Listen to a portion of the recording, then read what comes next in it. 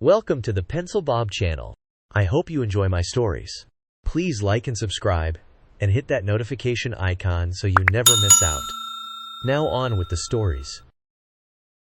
Back in 2015, my family and I bought our house in Tennessee. We were very clear with our realtor about one thing.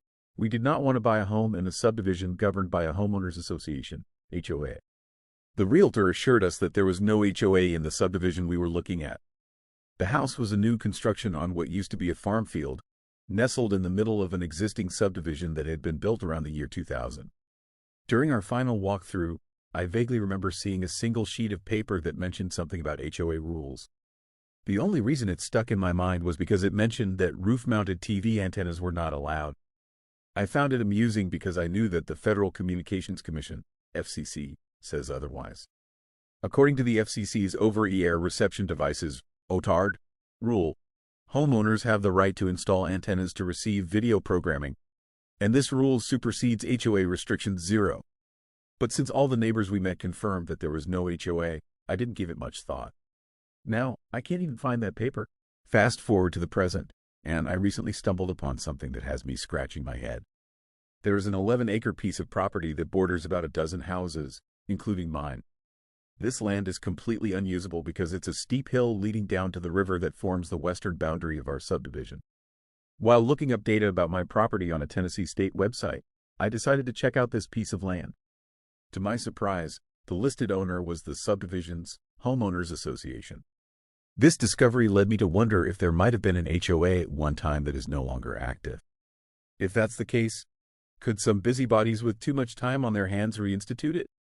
Some residents in our neighborhood Facebook group have even spoken favorably about starting an HOA. This raised several questions in my mind. Would it be easier for them to reinstate an HOA if there had been one previously? What is the realistic threat of this happening? And finally, who the heck is paying the property taxes on that 11-acre piece of land?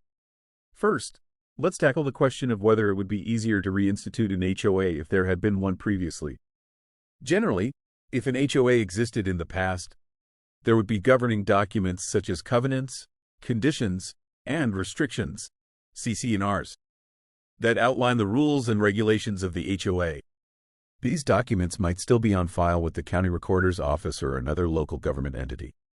If these documents exist, it could indeed make it easier for someone to reinstitute the HOA because the legal framework is already in place. They would need to follow the procedures outlined in the CC&Rs to reactivate the HOA, which might include holding a vote among the homeowners. Next, let's consider the realistic threat of this actually happening. The likelihood of reinstituting an HOA depends on several factors, including the level of interest among the homeowners and the specific requirements outlined in the CC&Rs. If a significant number of homeowners are in favor of an HOA and the CC&Rs allow for its reinstatement, it could happen. However, it's also possible that many homeowners, like myself, bought their homes specifically to avoid an HOA and would oppose any efforts to reinstitute one. The process of reinstating an HOA could be contentious and might require legal action if there is significant opposition. Finally, who is paying the property taxes on that 11-acre piece of land? This is a crucial question because if the HOA is defunct, there might not be anyone actively managing the property, including paying taxes. In many cases, if an HOA owns property but is no longer active, the responsibility for property taxes might fall to the homeowners within the subdivision. This could mean that the homeowners are collectively responsible for paying the taxes, even if they are not aware of it. If the taxes go unpaid, the property could eventually be sold at a tax sale, which could complicate matters further. After discovering this information, I decided to dig deeper. I contacted the county assessor's office to inquire about the property taxes on the 11-acre piece of land. They confirmed that the property taxes were indeed being paid, but they couldn't tell me by whom. This left me with more questions than answers. If the HOA is defunct, who is managing the finances and ensuring that the taxes are paid? Is it possible that there is a management company or a group of homeowners who have taken on this responsibility without informing the rest of us? I also reached out to some of the neighbors who had lived in the subdivision the longest. They recalled that there had been discussions about forming an HOA when the subdivision was first built, but they believed that the idea had been abandoned. None of them had any documentation or recollection of an active HOA. This was both reassuring and concerning. On one hand, it supported the idea that there was no active HOA. On the other hand, It left the door open for someone to potentially reinstitute it without much resistance. In the meantime, I decided to take a closer look at the neighborhood Facebook group where some residents had expressed interest in starting an HOA. I wanted to understand their motivations and see if there was any organized effort underway. From what I could gather, the interest seemed to stem from a desire to maintain property values and ensure that the neighborhood remained well kept. Some residents were frustrated with what they perceived as a lack of standards and enforcement for things like lawn maintenance and home exteriors. While these concerns are valid, I couldn't help but feel uneasy about the idea of an HOA. I had heard too many horror stories about overzealous HOA boards and restrictive rules that made homeowners' lives difficult. I decided to voice my concerns in the Facebook group, explaining that we had specifically chosen this subdivision to avoid an HOA and that many of our neighbors likely felt the same way. I also pointed out that there were other ways to address concerns about property maintenance without forming an HOA, such as organizing neighborhood cleanup days or creating a voluntary neighborhood association. To my relief, my post received a lot of support from other homeowners who shared my concerns. Several people commented that they had also chosen the subdivision to avoid an HOA and were opposed to any efforts to form one. This gave me some hope that if anyone tried to reinstitute an HOA, there would be significant opposition. Despite this, I couldn't shake the feeling that the issue might not be resolved. I decided to take some proactive steps to protect my interests and those of my neighbors. First, I started researching the process for reinstating an HOA in our state.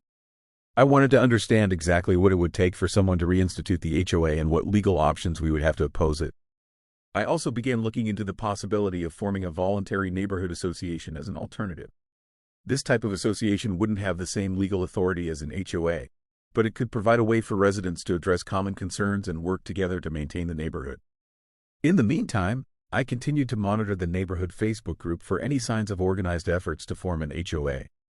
I also kept in touch with the neighbors who had expressed opposition to the idea, so we could be prepared to take action if necessary. I knew that staying informed and organized would be key to preventing the formation of an HOA that could impose restrictive rules and fees on us. As the months went by, the discussions about forming an HOA seemed to die down. It appeared that the majority of homeowners were content with the status quo and didn't see the need for an HOA. This was a relief, but I knew that the issue could resurface at any time. I remained vigilant and continued to educate myself and my neighbors about our rights and options. In the end, this experience taught me the importance of being proactive and informed when it comes to property ownership and neighborhood governance. While the idea of an HOA might appeal to some, it's not the right fit for everyone. By staying engaged and working together, we can ensure that our neighborhood remains a place where we all enjoy living, without the need for restrictive rules and regulations. So, for now, I'm content knowing that there is no active HOA in our subdivision. But I'll always keep an eye on that 11-acre piece of land and stay prepared to take action if anyone tries to reinstitute an HOA. After all, our home is more than just a house. It's a place where we've built our lives and created memories. And I'm determined to protect it. This HOA situation is a nightmare waiting to happen. Who the hell is paying taxes on that land? Sounds like a ticking time bomb. The fact that some busybodies are talking about starting an HOA is infuriating. People move to non-HOA neighborhoods for a reason. If they want to live under ridiculous rules, they should go buy in an HOA community. Leave the rest of us alone. The audacity of trying to force an HOA on people who specifically chose to avoid one is just maddening. What a mess! This story is a perfect example of why HOAs are the worst. Even when they're supposedly inactive, they still manage to cause problems. The fact that this HOA owns 11 acres of unusable land is ridiculous. Who's responsible for maintaining it? What if someone gets hurt on that property? And don't even get me started on the possibility of reinstating the HOA. It's like a zombie that won't stay dead. The whole point of buying in a non-HOA neighborhood is to avoid this kind of drama. If I were the OP, I'd be lawyering up and making sure that HOA stays good and buried. No way should a few nosy neighbors be able to force everyone else into their little dictatorship. This is why you should always do your due diligence when buying a house. The OP trusted their realtor and neighbors instead of thoroughly investigating the property records. Now they're in this weird limbo where an HOA might pop up at any moment. It's like living with a sword hanging over your head. And let's talk about that 11-acre property. Who thought it was a good idea for an HOA to own a steep, unusable piece of land? It's just a liability waiting to happen. What if someone decides to explore it and gets hurt? Who's responsible then? The whole situation is a legal minefield. And don't even get me started on the people in the Facebook group who want to start an HOA. They're probably the same type who complain about their neighbor's grass being half an inch too long. If they want to live in a place with strict rules, they should move to a gated community and leave everyone else alone. The OP needs to rally their neighbors and shut this HOA nonsense down before it gains any traction. HOAs are the worst. Even when they're inactive, they cause problems. Owning useless land, mysterious tax payments, and nosy neighbors trying to revive it? No thanks. People choose non-HOA neighborhoods for freedom. These busybodies need to back off and let people live in peace. HOAs represent a malignant growth on the concept of homeownership, slowly eroding personal freedoms and property rights while masquerading as protectors of community values. Even when they're supposedly inactive, they still manage to cause stress and uncertainty for homeowners. The fact that this ghost HOA owns 11 acres of land is absurd. Who's liable if something happens on that property? And the idea that some busybody neighbors could potentially reinstate this HOA is terrifying. It's like living under the threat of a hostile takeover. The OP and their neighbors specifically chose this neighborhood to avoid HOA drama, and now they might get forced into one anyway?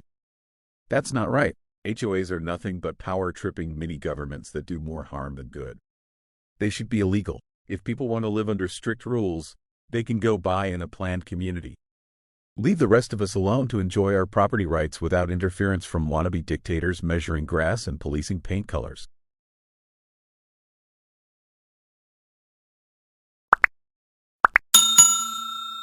I would like to thank you for watching the video to the end. To encourage us to make more videos, please like, subscribe, comment, as well as share. Check out this other video if you haven't already.